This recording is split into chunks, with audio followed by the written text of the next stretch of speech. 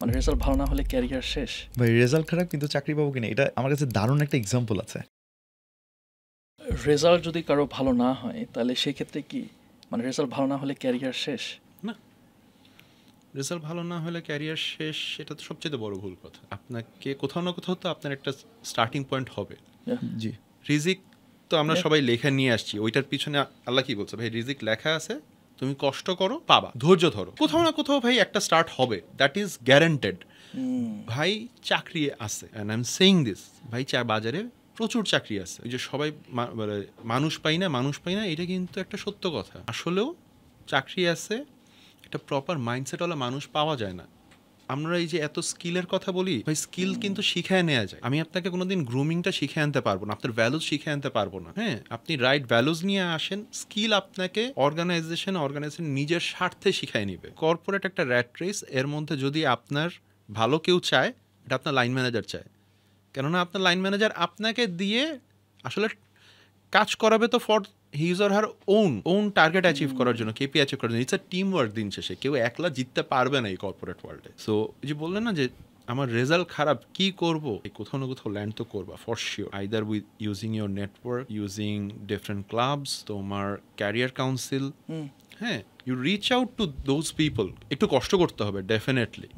হ্যাঁ, কজ যখন আমার রেজাল্টটা খারাপ, আমার একটু লেট স্টার্ট হবে। Give it a certain time. এটা আজকে আমি লেট স্টার্ট করি আর আমি আর্লি স্টার্ট করি। Anyone, the moment you start, give it a certain time, create a solid base, নইলে দাঁড়াইতে পারবো। আর দ্য মোমেন্ট উই স্টার্ট, একটু হাত ময়লা করে কাজ করি, একটু বেশি খাটি, একটু একটু রিল্যাক্স করছিলাম তো রেজাল্ট খারাপ হয়েছে।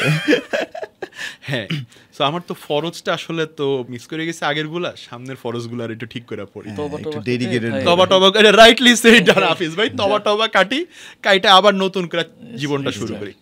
শেষ হয়ে যায় না লাইফ। ভাই রেজাল্ট খারাপ কিন্তু চাকরি পাবো কিনা, এটা আমার কাছে দারুণ একটা এক্সাম্পল আছে। এটা হচ্ছে আমরা হাসানুল্লাহ পড়েছি আর কি, হাসানুল্লাহ ইন্ডাস্ট্রিয়াল প্রোডাকশন ইঞ্জিনিয়ারিং। তো আমাদের ব্যাচের মধ্যে আমি দেখা গেছে কি অনেক আগেই ফুল টাইম জব করা শুরু করছিলাম। তো আমার কথা আলাদা, বাদ আমি বলবো না যে আমাদের ব্যাচে, হ্যাঁ বাদ, আপনি ওই যে ক্লাসের কিছু মানুষ থাকেন, ওই যে যেটা প্রথমে আমরা বললাম যে দেখলে হিংসা করতাম, আপনি হচ্ছেন ওইসব মানুষদের একজন। হিংসা থেকে বাঁচান, আমি হিংসা করছি ভাই।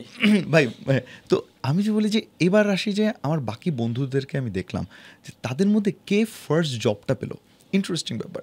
ওখানে কিন্তু আপনি যদি দেখেন যে একদম টপ রেজাল্ট থেকে শুরু করে এভাবে করতে করতে একদম লাস্টের দিকে এসে আমাদের একটা বন্ধু নাম হচ্ছে, আমি নাম ধরে বলবো, শুভ্র সম্ভবত সবার আগে ওয়ালটনে জব পাইলো। ওর রেজাল্ট কিন্তু একদম শেষের দিকে। ঘটনা ঘটলো যেটা, ও আবার সলিড ওয়ার্কসটা পারতো। ও হতেছে যে কোনো একটা প্রোডাক্ট ডিজাইন 3D-তে ও এটা করতে পারতো।